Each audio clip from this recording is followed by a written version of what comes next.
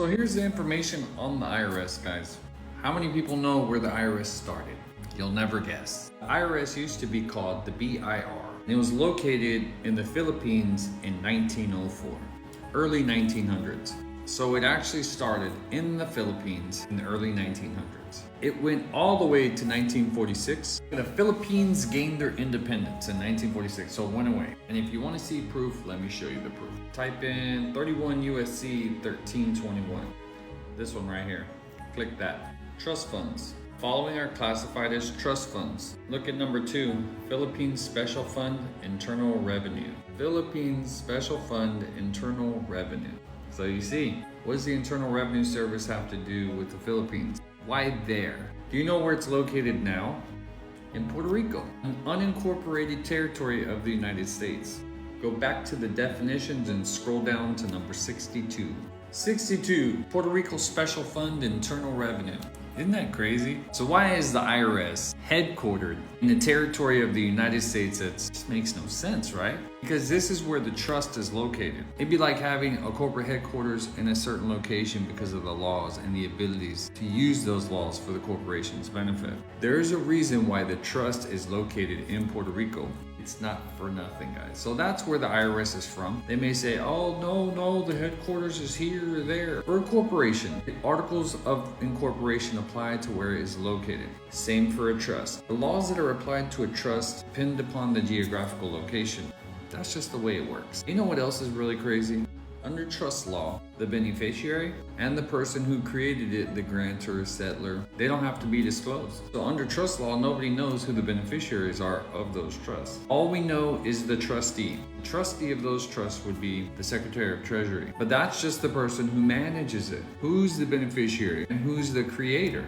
Nobody knows. So what they say about the IRS is that Congress in 1962 established the Office of Commission of Internal Revenue. It had 2 offices where they established the assessors and collectors, not the IRS. This is where they say it comes from. They also say in February 1913 that the 16th Amendment gave them the right to lay taxes on incomes or wherever sources derived. Remember I told you it started with the BIS, right? Look, the Bureau of Internal Revenue. In 1952, the Bureau of Internal Revenue officially became the IRS, the Internal Revenue Service. You see? The LawThatNeverWas.com. William or Bill Benson, this gentleman right here, he wrote this book. What he did is he did all the hands-on research of the 16th Amendment to check if it was lawfully ratified, and it wasn't. It never was. Everything was done corrupted, fraudulently, and it was never legally ratified. So he wrote a book about it. They sued him for it.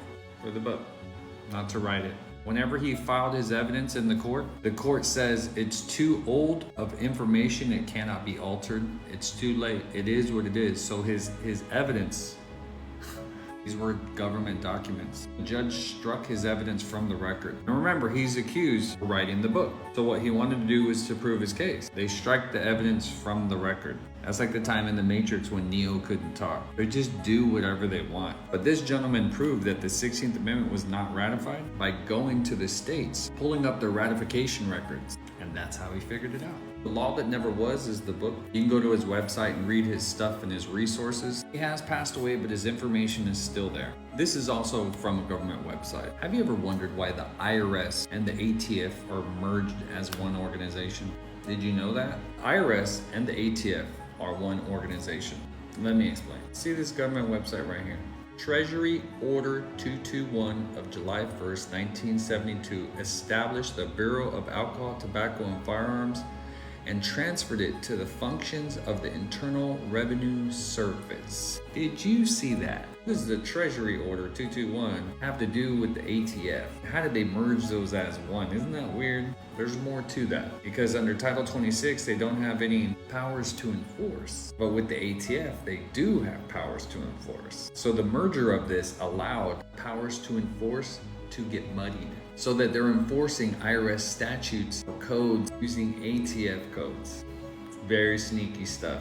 This plays a role in it. There's a lot more to elaborate on that topic, but you can research and check out the merger. This is a government website. You should be able to find a lot of information just using keywords and stuff like that. So now you know the ATF and IRS are one. Well, what's next, right? This is the basic info. This is a unanimous 9-0 Supreme Court tax case, Gould versus Gould. The interpretation of statutes levying taxes is the established rule not to extend their provisions by implication beyond the clear import of the language used. The statute includes an explicit definition. We must follow that definition, even if it varies that from the term's ordinary meaning. So you must go by the exact definitions that apply to an exact statute, code, law, etc. Even if the definition varies from normal usage, you go by what it states in the code, in the law, in the provision, right? Okay, now check this out. Just type in 26 US Code 7701. This is the definitions for the IRS. This is cool. It starts right here at number 1. Now scroll down, you get to number 9 and number 10. These are the two we're gonna focus on. Number 9. The United States, the term United States when used in a geographical sense includes only the states and the District of Columbia. Now that sounds like it's talking about the 50 states because it says only the states and the District of Columbia. So I was like, oh, they got us. It is all of us. Go back. So the very next one is state, right? So this is how sneaky it is. You would think it's talking about the states as in the 50 states in this definition number 9, but then you're like, well, you know, let me check out what state means. Let's click 10. Now watch this. Boop. State. The term state shall be construed to include the District of Columbia where such construction is necessary to carry out the provisions of this title.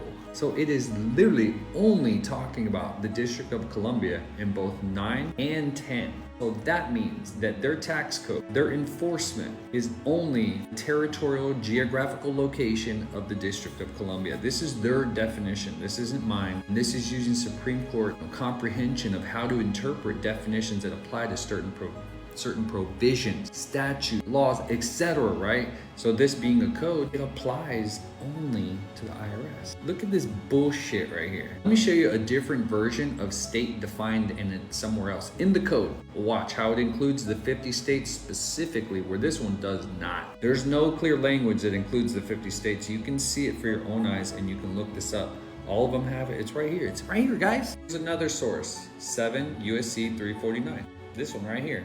This is it. The term state means the states of the union. States of the union? You're talking about the union, the 50 states. So that's a very different definition of the term state found in a different section. So I want you to know that that section for the IRS 26 is literally only talking about the geographical location of District of Columbia, and you can see it there. The language is very clear. How many former IRS agents have come out to expose the IRS, stating there is no law that makes the average American liable? This is the gentleman that has beat his case whenever they tried to file fraud charges against him, conspiracy charges against him, and he won. He was a former IRS agent. Even the attorney that represented him said that the IRS code is not law. This is a quote from his attorney. That's his attorney's name right there, Bernhoff. The Internal Revenue Code is unconstitutional. The Internal Revenue Code was never enacted into law. Individuals who reside in the several states of the United States of America are not citizens of the United States of America for federal income tax purposes, and wages do not constitute taxable income. This is from his attorney. I'm going to show you his website because he has the case on his website. It's right here, bernhofflaw.com, and you just go up there to cases like that and you can click it. You can see that he got Joe Bannister off. He's in Austin, Texas, and there's his case right there. He's also the same guy who beat Wesley Snipes' case where Wesley was going to do some prison time. So this guy will show you. You can go on his website and check it out whenever you get Joseph Bannister stuff. It's pretty cool. The story that he writes about him. There you go, guys. Now you know it started out in 1904 in the Philippines. Now it's located in Puerto Rico. Some facts and some things you can look up to help you even gather more information. That's the basics of the IRS, and there's so much more to it. There's so much stuff you can look up about the IRS. It's like never ending. Well, be the change you want to see, guys. Stay Nationals Rock.